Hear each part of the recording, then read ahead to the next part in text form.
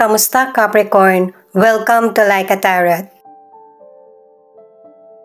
Alamin natin kung ano ang message ng mystical cards sa iyo. Angels and guides, please guide us.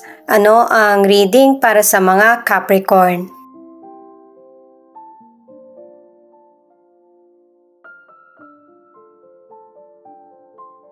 Angels of healing are with you. Pagpapalain ka kasi magkakaroon ng healing sa iyo at mas lalo ka magiging matatag. Nagbago yung view ng video ko guys kasi nakaipon na ako para makabili ng tripod at saka hinintay ko rin mag-sale. You're ready for more. Kapareho ng bulaklak na ito na mag-grow ang karir mo. Time na para sa movement or changes. Trust your angels. Huwag kang mag-expect kung paano magkakaroon ng katuparan yung mga pangarap mo. Asahan mo na may nakahandang magandang kapalaran ang Diyos sa iyo.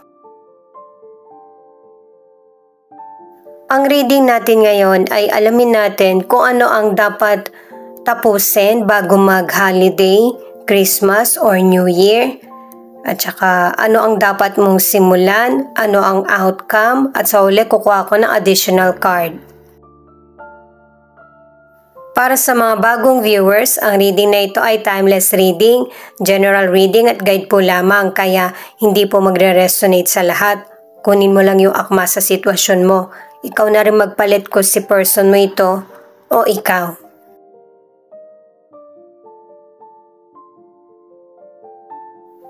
Ito yung cards para sa ano ang dapat mong tapusin.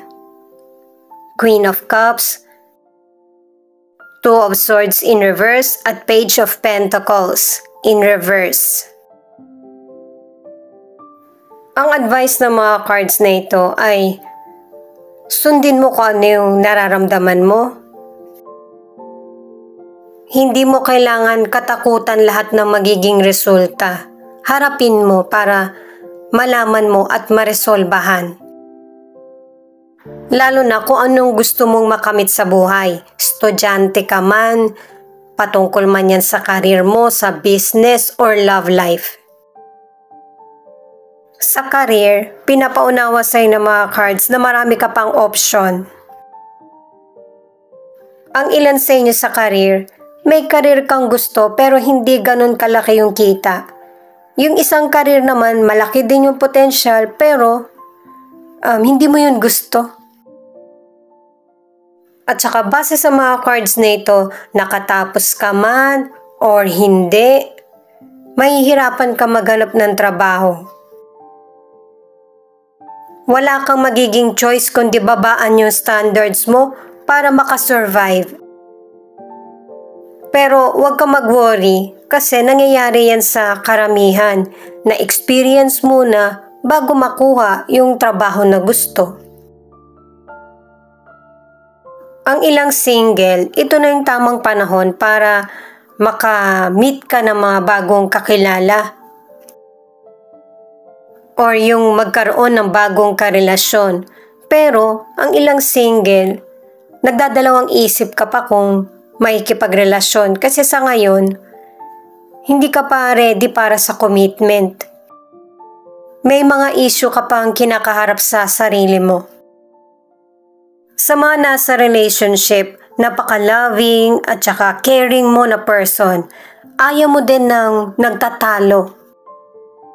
Kaya lang, yung person na nakarelasyon mo, dalawang cards na yung nagsasabi, hindi marunong tumupad sa pangako at saka hindi mo siya maaasahan.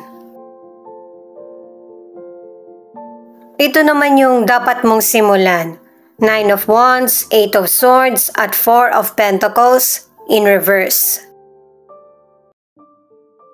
Itong mga cards na to nagpapatuloy na nagkakaroon ng challenge at saka delay sa buhay mo. Simulan mong isipin na temporary lang itong mga problems na dumarating sa iyo. Pero sinabi na nga ng mystical cards, diba, na magtiwala ka sa plano. Katulad ng bulaklak na may proseso bago mamulaklak, ganun din yung abundance na darating sa iyo. Merong ups and downs ang buhay natin at nasa ganun kang sitwasyon, kaya kailangan ng patience, lalo na sa financial. Hindi lang naman Capricorn ang nakakaranas nito ha. Karamihan sa atin talaga maraming bayarin at saka may dumadating pa. Ang maganda sa ugali mo, nalulungkot ka man, nag-iisip ka ng paraan kung paano mag-i-improve yung financial situation mo at saka ang career. At saka hindi rin ito yung magandang timing para palitan yung trabaho mo. Yung magdagdag ng pagkakakitaan, pwede pa. Sa mga single, kung meron ka pang negative feeling sa nakaraan, ikaw lang yung pwedeng makaayos niyan. 2 cards na yung nagsasabi. Ayusin mo muna yung sarili mo para yung next na relasyon, mabibigyan mo ng pansin. Totoong love ang maibibigay mo. Kasi kung hindi, parang cycle lang. Paikot-ikot lang yung sitwasyon mo. Kailangan yung totoong love. Maging connected ka muna sa mga taong nasa paligid mo kasi dun magsisimula. Sa mga nasa relationship, napaka-unfair ng person mo. Hindi mo kasalanan kung ano yung nangyaring negatibo sa kanya sa nakaraan. Yung person mo, hindi siya maaasahan, nakatatlong cards na. Hindi rin siya nagtatrabaho, may pagkamakasarili, lalo na sa financial, ingatan mo kung ikaw ay nagtatrabaho. Ace of Cups, 7 of Cups in reverse, at 9 of Cups. Ito naman yung outcome. Sa mga cards na ito, ipinapakita na merong happy news, positive news na darating sa buhay mo. Naka-2 cards ka na. Magkakaroon ng katuparan yung mga pangarap mo at yung mga problem ay mareresolbahan. May success, achievement, makakamit mo yan. Naka-2 cards na. Sa health, ang advice ng mga cards, mag-focus ka sa pangangalaga sa sarili or kalusugan mo. Kasi ang ilan, nasusobrahan ka na sa pag-inom o kaya sa pagkain. Nagiging addiction na ba? 2 cards na yung nagsasabi na kailangan ng moderation. Alalahanin nyo guys, hindi lang yung mga naputukan ang nasusugod sa ospital. Wala namang bawal, pero kailangan ng moderation. May mga celebration ka pa naman pupuntahan, pinakita sa cards. Malamang ikaw pa yung main, kaya hindi talaga may iwasan na uminom ka or kumain, masusobrahan. Sa mga nasa relationship, sa wakas, na-realize din ng person mo, naka-2 cards ka na soulmate kayong dalawa. Kasi sa totoo lang, base sa mga cards, kulang kayo sa communication ng person mo, sa kung ano yung dapat na itinatakbo ng relasyon. Yon ay dahil sa kahit na may pagkakamali yung person mo, mas nangingibabaw yung kapayapaan at saka pagmamahal mo sa kanya. Kaya pag-usapan nyo ng person mo kung ano yung dapat gawin para mas lalong mapatatag ang relasyon. Alamin pa natin yung ibang message ng spirit guide mo.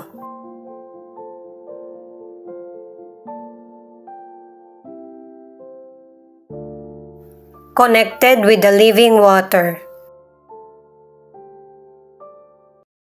Ang ibig sabihin nito guys ay magkaroon ka ng connection kay God para magkakaroon ka ng clarity at saka peace of mind. Pure and unconditional love. Ito yung pagmamahal na hindi nakakasakal. Ikaw na ikaw to kasi swerte yung person mo sa iyo na walang kondisyon, limitation, yung pagmamahal mo sa kanya. Tiwala ka sa kanya kahit na may mga weakness siya. Sa mga single, merong new love na darating. Pero, kailangan babaan mo yung standards mo para makita mo yung totoong love at makilala ng lubusan yung potential person. Ang angel number mo, 407. Remain strong, find ways where you will not need to sacrifice yourself for the job. Ganun din, diba? Kailangan mong magpakatatag sa nangyayari situation mo, lalo na sa career. Siya nga pala guys, marami po salamat sa mga nag-like, share, comment, and subscribe. San man kayo naroon, ingat po kayo palagi. Ito naman yung additional card.